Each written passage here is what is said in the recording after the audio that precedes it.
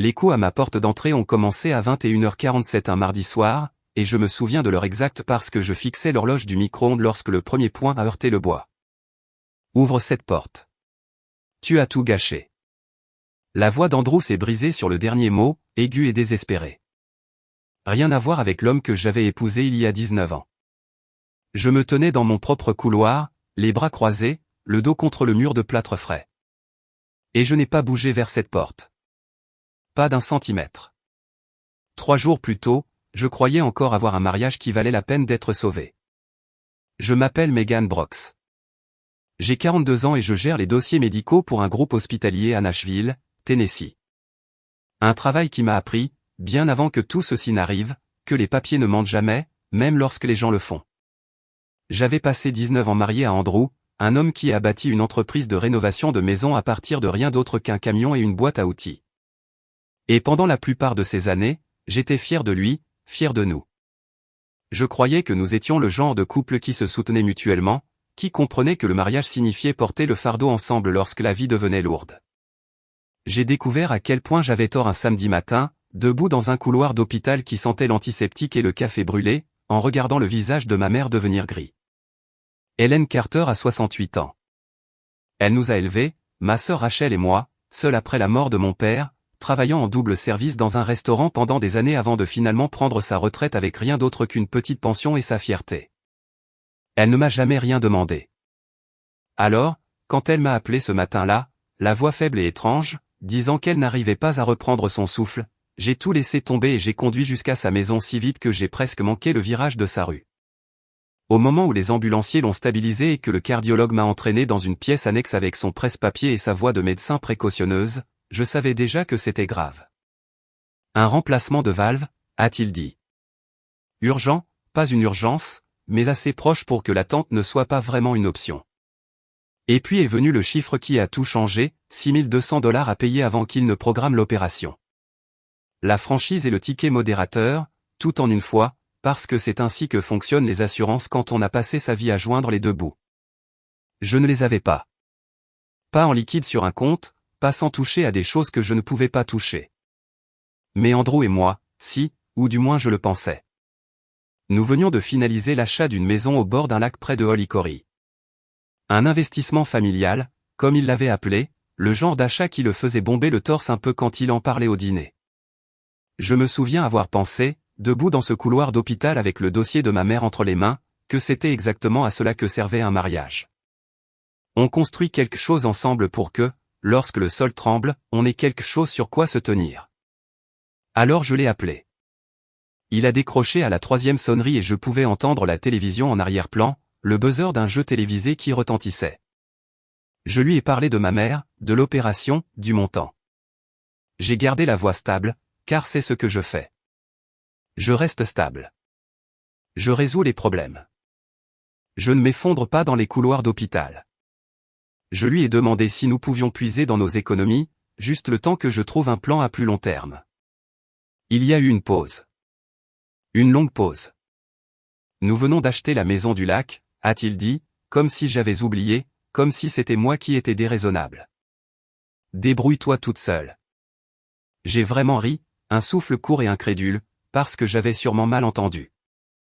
Mon mari depuis 19 ans ne venait sûrement pas de me dire de me débrouiller seul pour l'opération à cœur ouvert de ma mère mourante, 3 jours après avoir signé les papiers d'une propriété de vacances. Mais avant que je puisse dire quoi que ce soit d'autre, j'ai entendu un bruissement de tissu, le téléphone changer de main, puis la voix de Carole, ma belle-mère, tranchante comme un couteau d'office, même quand elle essayait de paraître raisonnable. « Arrête d'appeler mon fils », a-t-elle dit. « Va demander à ta propre famille. » Et puis la communication a été coupée. Je suis resté là, tenant mon téléphone, les néons de l'hôpital bourdonnant au-dessus de ma tête, ma mère quelque part derrière une série de portes battantes, attendant de savoir si son opération aurait lieu à la date prévue ou si nous devrions la retarder. Jouer avec son cœur parce que l'argent n'était pas là. J'ai baissé les yeux sur l'écran, sur le journal d'appel qui indiquait Andrew, 3 minutes 12 secondes. Et quelque chose dans ma poitrine est devenu très silencieux et très froid. 19 ans, 2 enfants que nous avions élevés et envoyés dans leur propre vie, chaque dîner d'anniversaire, chaque nuit où son entreprise a failli faire faillite et où j'ai pris des services supplémentaires pour nous couvrir. Chaque fois, je me disais que l'amour signifiait être présent même lorsque ce n'était pas pratique. Et en 3 minutes et 12 secondes, tout cela s'était réduit à une seule phrase. Débrouille-toi toute seule. Je n'ai pas pleuré. Je veux être clair à ce sujet, car je pense que les gens s'attendent à ce que je dise que je me suis effondré dans ce couloir, et ce n'est pas le cas. Ce que j'ai ressenti était plus étrange que le chagrin. C'était de la clarté. Une porte se fermant quelque part au fond de moi, silencieuse et définitive, le genre de son que l'on ne remarque que dans le silence qui suit. J'ai plié les papiers de l'assurance dans mes mains jusqu'à ce que les plis soient nets et je suis retourné vers la salle d'attente où ma sœur Rachel était assise, son manteau encore sur elle. Et pour la première fois de mon mariage, je me suis permis de penser la phrase jusqu'au bout. Peut-être que je n'ai jamais été sa priorité. Je n'avais aucune idée, en étant là, que l'appel téléphonique auquel je venais de survivre n'était rien comparé à ce qui allait arriver. Je n'avais aucune idée que dans 3 jours, ce même homme frapperait à ma porte d'entrée en hurlant que je l'avais ruiné. Je ne savais pas encore ce qu'il cachait. Je ne savais rien de l'enveloppe qui m'attendait, ni de la lettre à l'intérieur, ni des 4 mots qui finiraient par changer toute la direction de ma vie. Je ne savais qu'une chose, debout dans ce couloir avec l'opération de ma mère encore en suspens. J'avais besoin de $6 200, et mon mari venait de me dire que j'étais seul. L'opération de ma mère était prévue pour 6 heures le lendemain matin, ce qui signifiait que d'une manière ou d'une autre, l'argent devait être là avant la fin de la journée. J'ai passé l'après-midi à faire les calculs que je n'ai jamais voulu faire, mon compte courant, le modeste salaire d'enseignante de ma sœur Rachel, une carte de crédit avec une limite qui ne couvrirait pas la moitié. Rachel a offert tout ce qu'elle avait sans hésitation, et je l'aimais pour ça. Mais même en combinant nos fonds, il nous manquait encore plus que ce que je voulais admettre à voix haute. J'étais assis sur une chaise en plastique dans la salle d'attente chirurgicale vers 19 h ce soir-là, regardant dans le vide, quand j'ai remarqué une silhouette familière marchant dans le couloir vers moi. William Brox. Mon beau-père se déplaçait plus lentement ces jours-ci qu'auparavant. Mais il y avait quelque chose de déterminé dans ses pas ce soir-là, comme un homme qui avait pris une décision et n'allait pas se permettre de la remettre en question. William a 72 ans, un expert comptable diplômé à la retraite, le genre d'homme qui a passé 40 ans à équilibrer les comptes des autres et qui, d'une manière ou d'une autre, a fini par élever un fils incapable d'équilibrer sa propre conscience. Lui et moi nous étions toujours bien entendus, d'une manière calme et discrète. Il ne disait jamais grand-chose au dîner de famille, il observait simplement, comme les comptables ont tendance à tout observer, cataloguant les détails que les autres manquaient. Il s'est assis à côté de moi sans un mot et a glissé une enveloppe dans mes mains. Elle était plus lourde que ce à quoi je m'attendais. « Ne l'ouvre pas ici », a-t-il dit à voix basse. « Attends d'être seul. » Je lui ai demandé ce que c'était, et il a simplement secoué la tête, m'a tapoté la main une fois et m'a dit de prendre soin de ma mère. Puis il s'est levé et a redescendu ce même couloir, et je me souviens avoir pensé qu'il ressemblait à un homme s'éloignant de quelque chose qu'il portait depuis très longtemps. Je n'ai pas attendu aussi longtemps qu'il l'avait demandé. Je suis allé aux toilettes familiales au bout du couloir, j'ai verrouillé la porte et j'ai ouvert l'enveloppe avec des mains qui n'étaient pas tout à fait stables. À l'intérieur se trouvait un chèque de banque de $6 200, libellé au centime près de ce dont l'hôpital avait besoin, et plié en dessous, une simple feuille de papier avec l'écriture soignée et démodée de William. Andrew te ment depuis des années. Ne fais confiance à rien concernant cette maison du lac. J'aurais dû te le dire plus tôt. Je suis désolé. Je l'ai lu 3 fois. À chaque fois, les mots signifiaient moins et plus en même temps, moins parce que je ne pouvais pas encore comprendre ce qu'ils voulaient dire, plus parce que je comprenais, au fond de mes tripes, qu'ils signifiaient quelque chose d'énorme. J'ai remis le chèque aux admissions avant la date limite. Ma mère a été opérée le lendemain matin comme prévu, et je suis resté assise dans cette même salle d'attente pendant 4 heures qui ont semblé en durer 40, regardant le petit tableau d'état passé de en cours d'opération à fermeture puis finalement à récupération. Quand le chirurgien est sorti, encore en tenue de bloc, et m'a dit que le remplacement de la valve s'était parfaitement déroulé, j'ai mis mon visage dans mes mains et je me suis laissé pleurer pour la première fois en 3 jours, non plus de peur, mais d'un soulagement si vif qu'il en était douloureux. William était de nouveau là cet après-midi-là, assis quelques chaises plus loin, attendant que je ressorte après avoir vu ma mère installée en salle de réveil. Il n'a rien dit au début. Il m'a juste tendu un gobelet en carton de café de distributeur et m'a laissé m'asseoir avec. « Merci », ai-je finalement dit, pour le chèque. « Je ne sais pas comment. »« Tu n'as pas besoin de me remercier », a-t-il dit en m'interrompant doucement. Tu as besoin d'écouter. Il m'a dit, de cette même voix prudente qu'il utilisait probablement autrefois pour expliquer le code des impôts à des clients nerveux, que la maison du lac n'était pas ce que je croyais. Je lui ai dit que je ne comprenais pas, que nous avions finalisé l'achat ensemble. J'avais signé des papiers. J'avais vu l'annonce. As-tu vu l'acte de propriété? A-t-il demandé. Je ne l'avais pas vu. J'avais vu une pile de papiers qu'Andrew avait posée devant moi un soir, distraite, fatiguée après un service de 12 heures. Et j'avais signé là où il m'avait dit de signer parce que je lui faisais confiance. Parce que 19 ans de mariage vous apprennent à faire confiance aux raccourcis, aux signes juste ici, chérie, je t'expliquerai plus tard qui ne sont jamais vraiment expliqués. La mâchoire de William se contracta. Il ressembla un instant à un homme portant quelque chose de si lourd que cela avait commencé à le courber. Il n'a jamais eu l'intention que tu en sois propriétaire, dit-il doucement. Je suis restée assise là, dans ce couloir d'hôpital, ma mère vivante et en convalescence juste au bout du couloir, le père de mon mari assis à côté de moi avec une vérité qu'il gardait manifestement depuis plus longtemps que nous ne voulions l'admettre. Et j'ai senti la même clarté froide d'il y a 3 jours s'installer à nouveau dans ma poitrine. J'ai pensé à l'appel téléphonique. Nous venons d'acheter la maison du lac. Débrouille-toi toute seule. J'ai pensé à Carole arrachant le téléphone, à la facilité avec laquelle elle m'avait dit d'aller demander à ma propre famille, comme si ma famille et la sienne n'avaient jamais été la même chose. J'ai regardé William et lui ai posé la seule question qui comptait. Qu'est-ce que je ne sais pas d'autre? Il n'a pas répondu tout de suite. Il a juste baissé les yeux sur ses mains jointes sur ses genoux, des mains de vieil homme, stable après des décennies de colonnes, de chiffres et de secrets d'autrui. Plus que tu ne le penses, a-t-il finalement dit. Mais tu auras besoin de preuves avant de croire quoi que ce soit, et tout le monde aussi. Je n'ai pas dormi cette nuit-là. Je suis restée assise près du lit d'hôpital de ma mère, écoutant le bip régulier du moniteur qui me disait que son cœur fonctionnait encore, se battait encore, était encore le sien. Et j'ai pensé à mon propre cœur et au temps qu'il avait passé, en silence, à faire des heures supplémentaires pour continuer à croire en quelque chose qui n'était peut-être plus réel depuis très longtemps.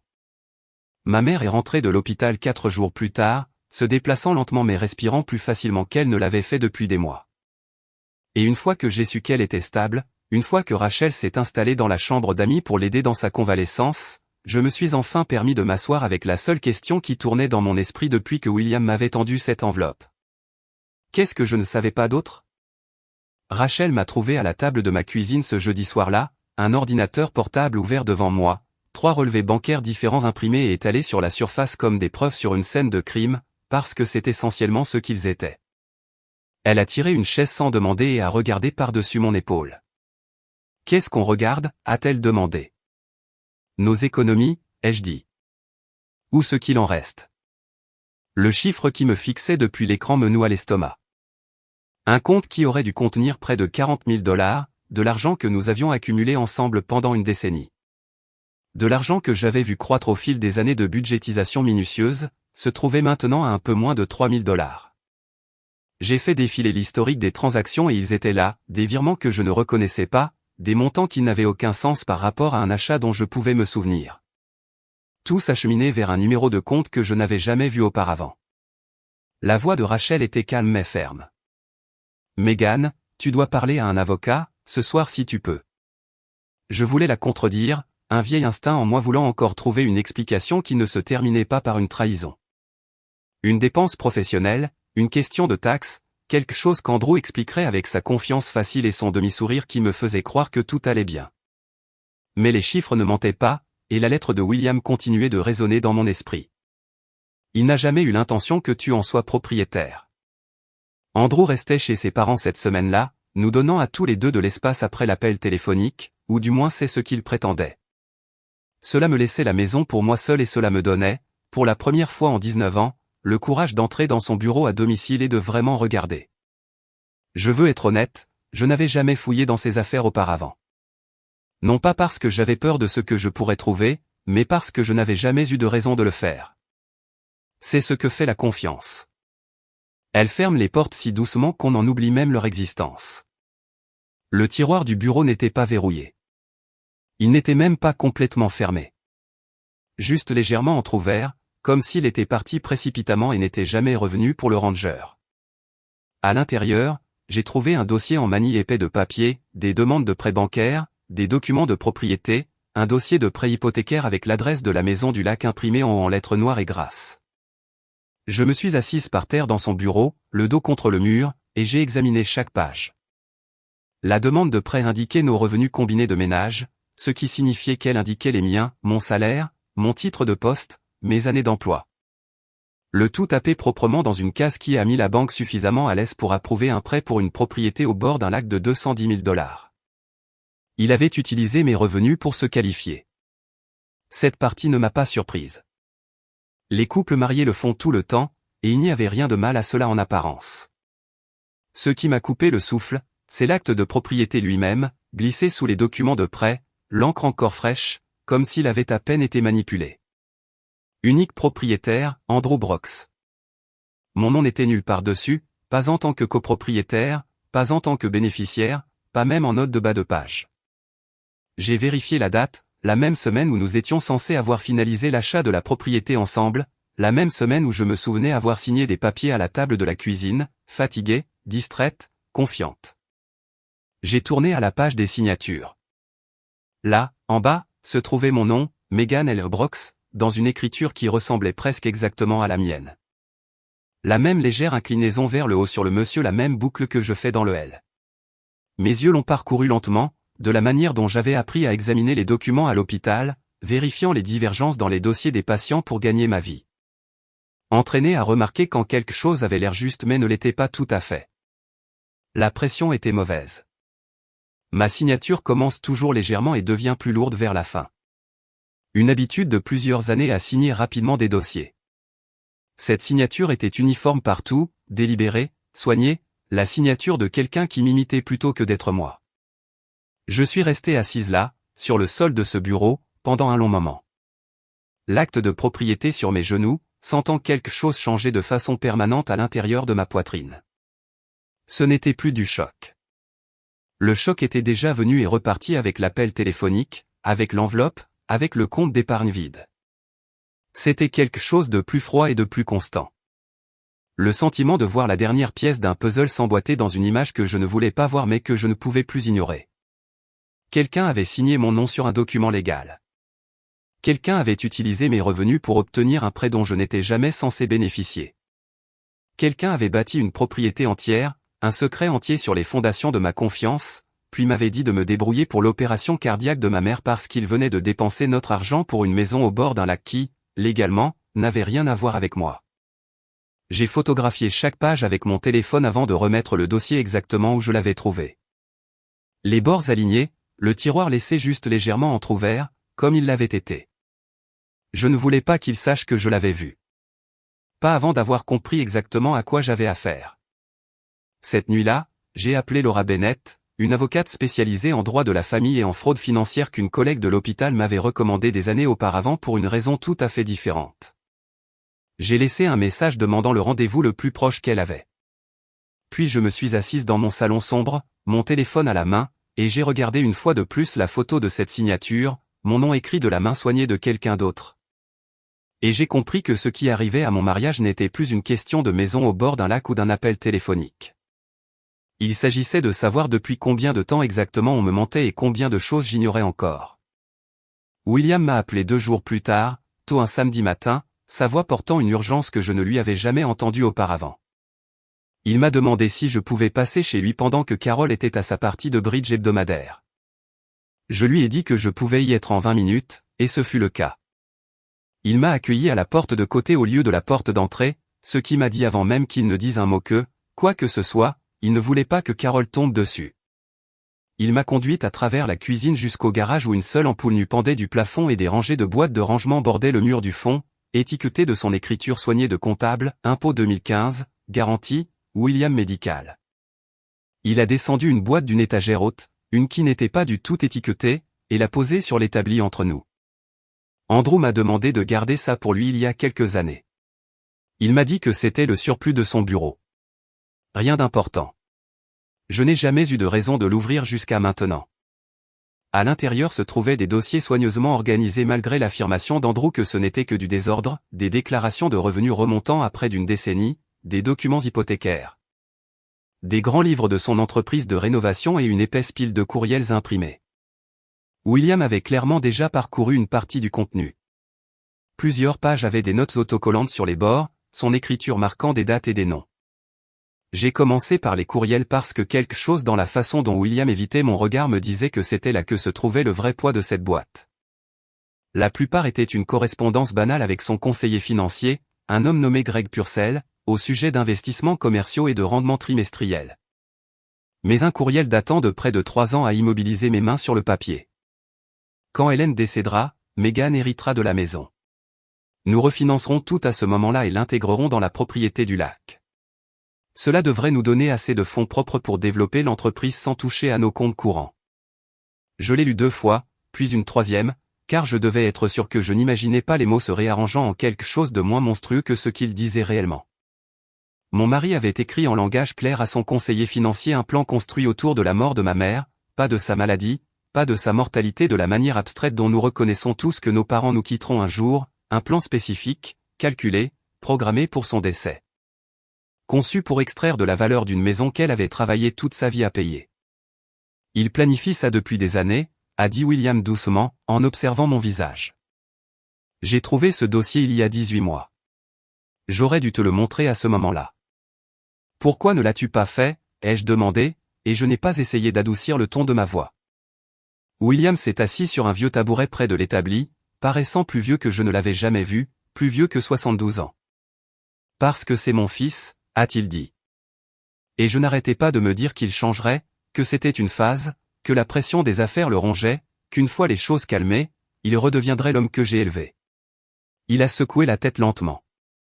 J'avais tort, et chaque jour où je ne te l'ai pas dit, je le choisissais, lui, plutôt que toi. Je ne vais plus faire ça. Je n'avais pas l'énergie d'être en colère contre William. Quelle que soit la culpabilité qu'il portait, il l'avait amené dans ce garage et l'avait finalement déposé devant moi, ce qui était plus qu'Andrew n'avait jamais fait en 3 jours de silence depuis l'appel téléphonique. J'ai parcouru le reste de la boîte lentement, méthodiquement, de la même manière que je traiterais le dossier d'un patient quand quelque chose ne collait pas, cherchant le fil qui reliait chaque pièce. Il y avait d'autres virements que je reconnaissais maintenant, les mêmes numéros de compte inconnus de mes propres relevés bancaires, alimentant ce qui semblait être un compte professionnel séparé qu'Andrew avait ouvert à mon insu. Un qui n'apparaissait nulle part sur nos déclarations de revenus conjointes. Il y avait des notes sur la valeur de revente projetée de la maison du lac, des calculs sur la quantité de fonds propres qu'il s'attendait à retirer une fois l'hypothèque refinancée selon des termes qui me laisseraient d'une manière ou d'une autre encore plus éloigné de toute revendication légale. Sur celle-ci. La pièce la plus accablante était une note manuscrite glissée à l'arrière du dossier, de la propre écriture d'Andrew. Le genre d'écriture décontractée et sans retenue qu'une personne utilise lorsqu'elle note une pensée pour personne d'autre qu'elle-même. Meghan ne posera pas de questions si je garde les chiffres assez petits. Elle fait confiance au processus. Je suis resté avec cette phrase pendant un long moment. Elle fait confiance au processus. 19 ans de mariage réduit à une stratégie, un modèle de comportement qu'il avait étudié et exploité de la même manière qu'il pourrait étudier le budget d'un client en rénovation, cherchant le chemin de moindre résistance. William m'a regardé plier soigneusement la note et la glisser à nouveau dans le dossier. Je sais que des excuses n'annulent rien de tout cela, a-t-il dit, mais je le suis plus que je ne sais le dire. J'ai regardé cet homme qui avait élevé la personne que j'ai épousée, qui avait passé toute sa carrière à s'assurer que les chiffres disaient la vérité, et qui avait finalement, bien que tardivement, décidé que la vérité importait plus que de protéger son fils. J'ai tendu la main et posé la mienne sur la sienne. Tu m'as donné l'argent pour l'opération de ma mère, ai-je dit. Tu n'étais pas obligé de le faire, et tu n'étais pas obligé de me montrer tout ça aujourd'hui. Je sais ce que ça te coûte. Il a hoché la tête, ne faisant pas confiance à sa voix. Et pendant un moment, nous sommes restés assis là, dans ce garage sombre, avec les preuves de l'effondrement de mon mariage étalées sur l'établi entre nous. Quand je me suis finalement levé pour partir, j'ai pris mon téléphone et j'ai appelé le bureau de Laura Bennett, l'avocate en droit de la famille et en fraude pour qui j'avais laissé un message quelques jours plus tôt. Son assistante a répondu et m'a dit que Laura avait une annulation lundi matin si je pouvais venir. J'ai dit oui avant qu'elle ne termine sa phrase. En rentrant chez moi, le contenu de la boîte photographiée est sauvegardé en triple exemplaire sur mon téléphone, j'ai senti quelque chose se solidifier en moi qui avait été doux et plein d'espoir pendant bien trop longtemps. Ce n'était pas un malentendu. Ce n'était pas un mauvais mois ou un mari stressé faisant un commentaire irréfléchi un jour difficile. C'était un plan construit soigneusement sur des années, attendant patiemment que ma mère meure pour que mon mari puisse profiter de son absence.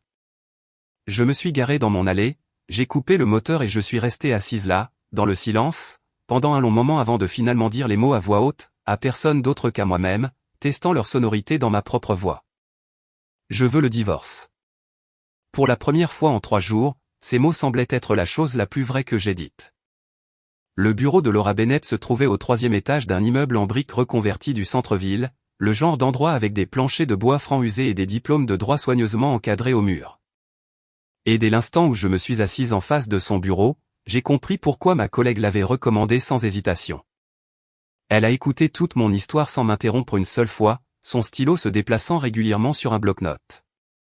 Et quand j'ai finalement glissé mon téléphone sur le bureau avec les photographies de l'acte de propriété, des courriels et de la note manuscrite d'Andrew, elle a tout lu en silence avant de lever les yeux vers moi. « Cela va prendre du temps à monter correctement », a-t-elle dit. « Mais Megan, ce que vous m'avez apporté est plus que suffisant pour commencer. » Au cours des 2 semaines suivantes, le bureau de Laura est devenu une sorte de deuxième travail pour moi. Je l'ai rencontrée 3 fois, chaque session révélant une nouvelle couche de ce qu'Andrew avait construit. Elle a fait appel à une experte comptable judiciaire, une femme à la voix douce nommée Denise, spécialisée dans ce genre exact de démêlage financier. Et ensemble, elles ont construit une chronologie qui me retournait l'estomac chaque fois que je la regardais. La falsification de l'acte de propriété a été confirmée dès la première semaine. Une analyste en écriture que Laura a engagée a comparé ma signature connue à celle des documents hypothécaires et a trouvé ce qu'elle a appelé des incohérences suffisamment significatives pour justifier une enquête plus approfondie. Un langage professionnel pour ce que je savais déjà au fond de moi. Quelqu'un avait signé mon nom, et le candidat le plus probable, compte tenu de l'accès à mon style de signature et du mobile, était chez ses parents, attendant que je revienne à la raison. Denise a retracé les virements de notre compte d'épargne joint vers un compte professionnel qu'Andrew avait ouvert 18 mois plus tôt sous un nom légèrement différent de son entreprise de rénovation, Brox Premier Holdings, une société écran qui existait, pour autant qu'elle puisse en juger. Uniquement pour déplacer de l'argent là où je ne penserais pas à chercher. Près de 31 000 $ étaient passés par ce compte au cours de la dernière année seulement, une partie étant injectée dans la compte de la Maison du Lac, une autre partie simplement disparue, dépensée pour des choses que Denise essayait encore d'identifier.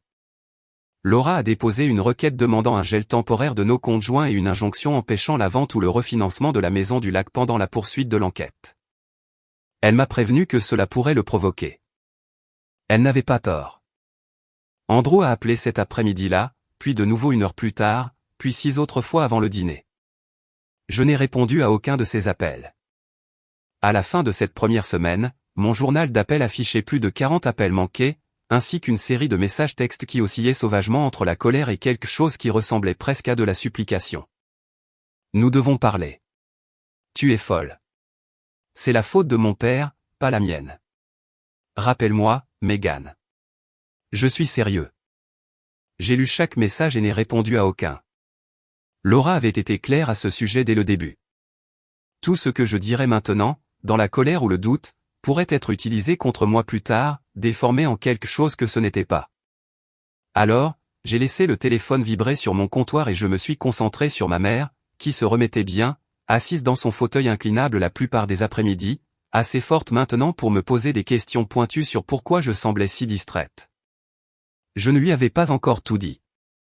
Je lui ai dit ce que je pouvais gérer, qu'Andrew et moi avions de graves problèmes, qu'un divorce était probable, que j'avais besoin qu'elle se concentre sur sa guérison et me laisse gérer le reste.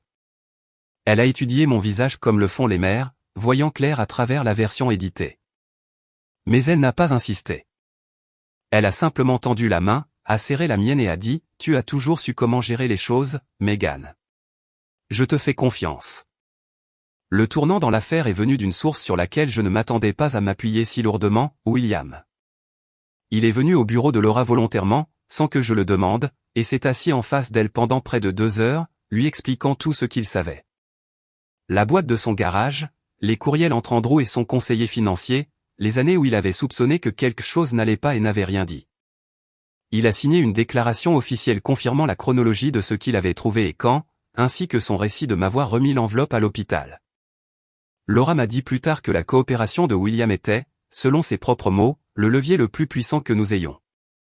Un père témoignant contre son propre fils n'était pas quelque chose que les jurys ou les juges prenaient à la légère. Cela signalait, plus que n'importe quel relevé bancaire ne le pourrait, qu'il ne s'agissait pas d'une épouse amère exagérant ses griefs. C'était un schéma suffisamment grave pour que même la propre famille d'Andrew ne puisse le défendre. Carol, comme on pouvait s'y attendre, était furieuse quand elle a appris ce que William avait fait. Je l'ai appris indirectement par William lui-même, qui m'a appelé un soir, semblant à la fois épuisé et étrangement plus léger que je ne l'avais entendu depuis des semaines. Elle m'a dit que je trahissais notre fils, a-t-il dit.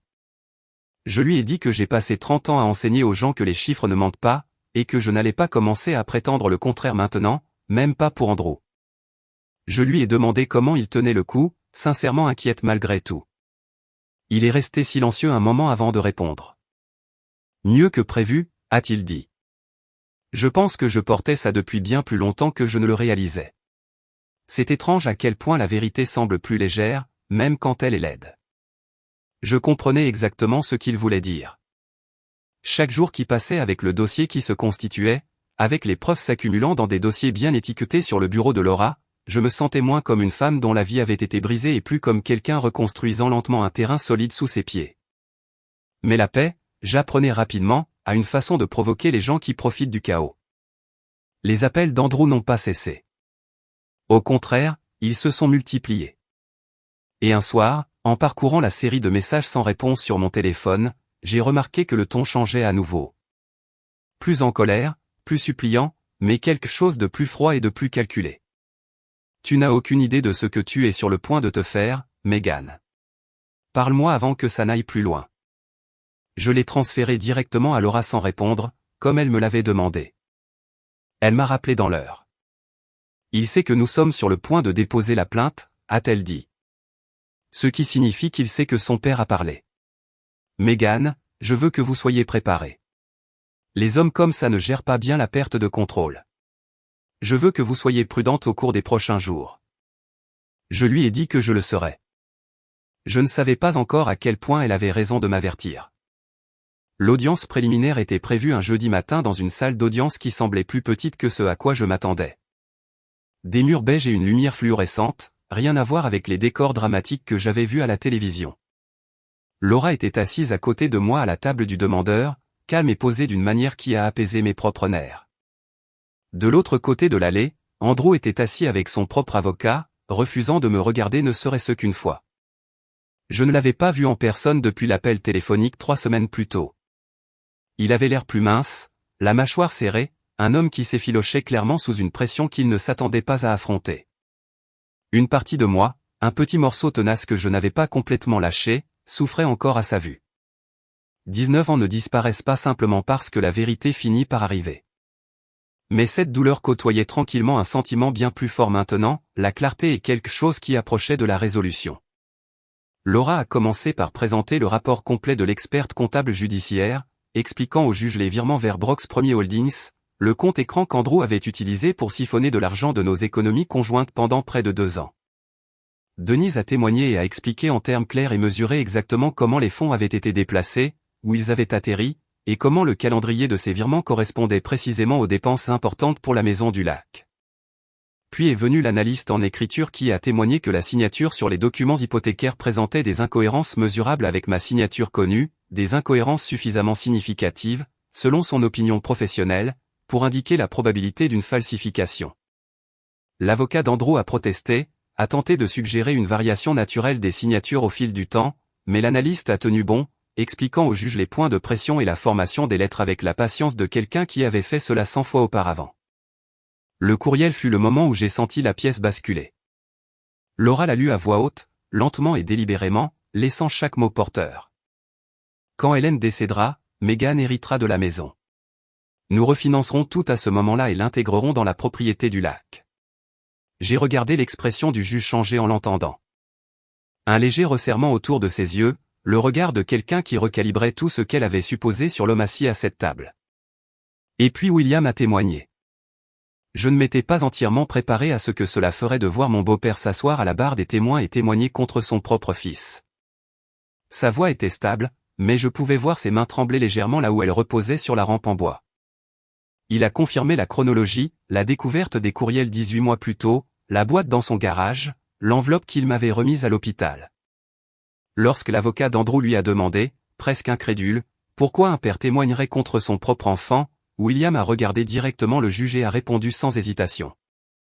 Parce que mon fils a essayé de construire son avenir sur la confiance de ma belle-fille et le deuil de la mère de mon petit-fils, a-t-il dit. J'ai passé toute ma carrière à m'assurer que les chiffres disaient la vérité. Je n'allais pas m'arrêter maintenant juste parce que la vérité était gênante pour ma propre famille.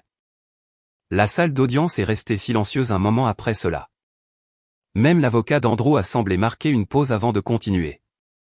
Au moment où l'audience s'est terminée 3 heures plus tard, le juge en avait assez entendu.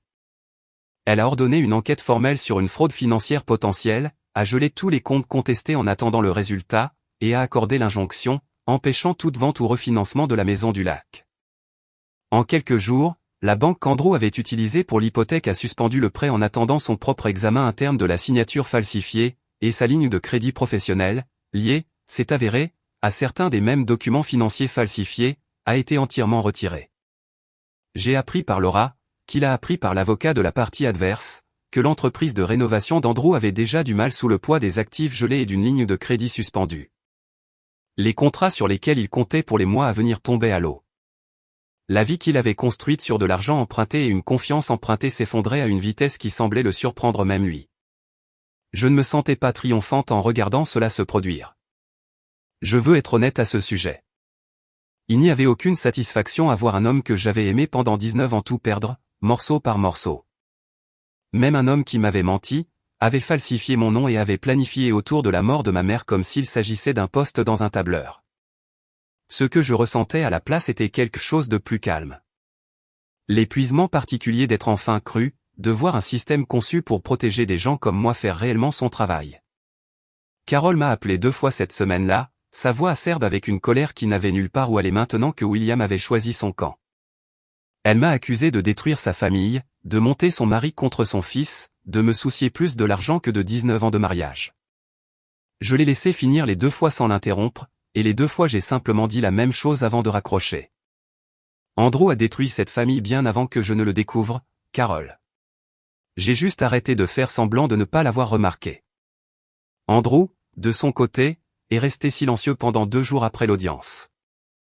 Un silence inhabituel dont Laura m'a averti de ne pas me fier.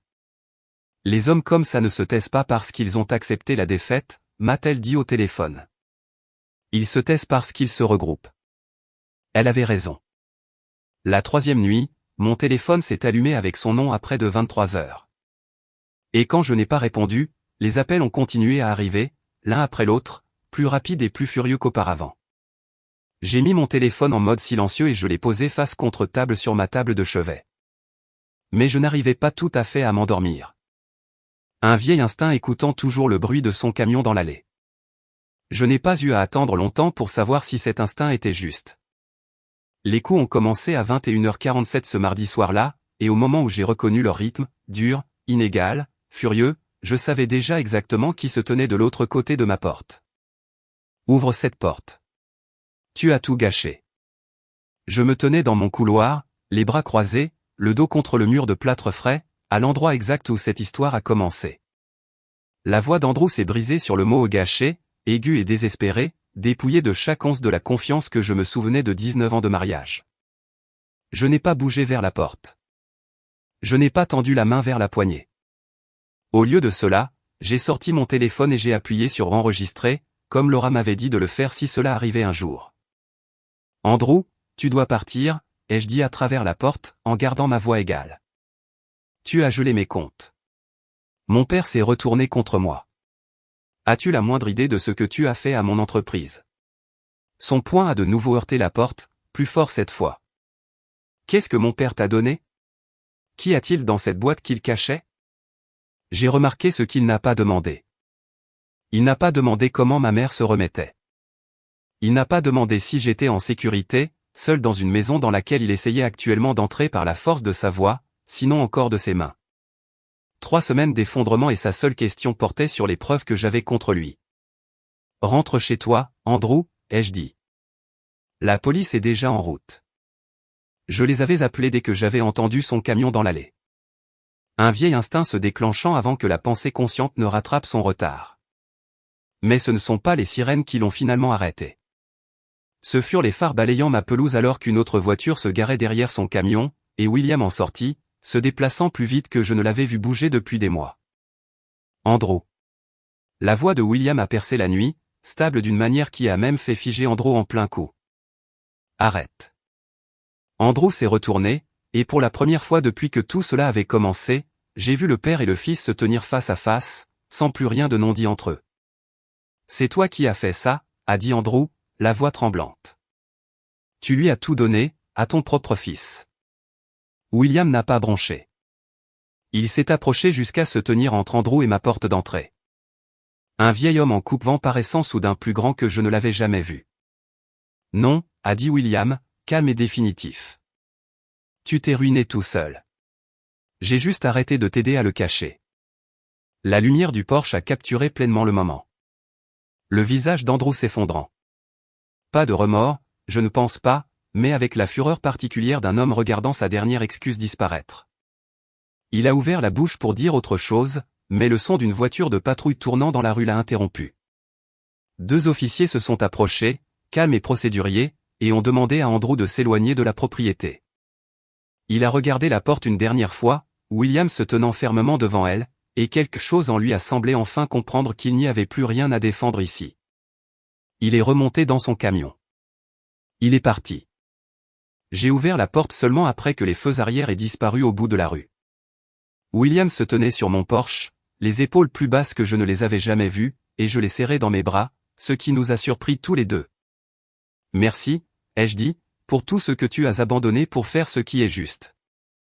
J'aurais dû le faire il y a des années, a-t-il dit dans mon épaule. Je suis juste content de l'avoir enfin fait pendant que ça comptait encore. Les 6 mois qui ont suivi ont été plus lents que les 3 semaines qui avaient tout bouleversé, comme la guérison l'est toujours par rapport à la rupture. Le divorce a été finalisé au début du printemps. Andrew a reçu l'ordre de vendre la maison du lac, et une partie importante des profits a servi à la restitution du prêt frauduleux et de l'argent qu'il avait siphonné de nos comptes joints.